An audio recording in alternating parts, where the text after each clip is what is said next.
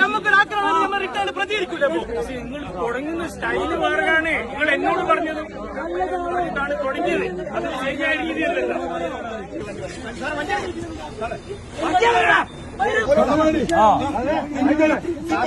ഒരു ട്രെയിനിങ്ങിന് നമ്മളെ സ്വന്തം കയ്യിൽ പൈസ ചെലവിട്ടിട്ട്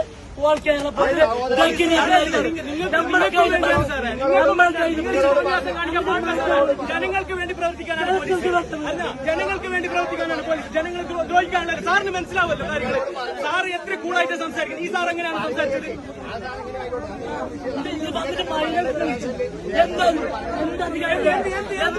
വണ്ടി ഇവിടെ അടിക്കേണ്ട ആവശ്യമുണ്ടോ?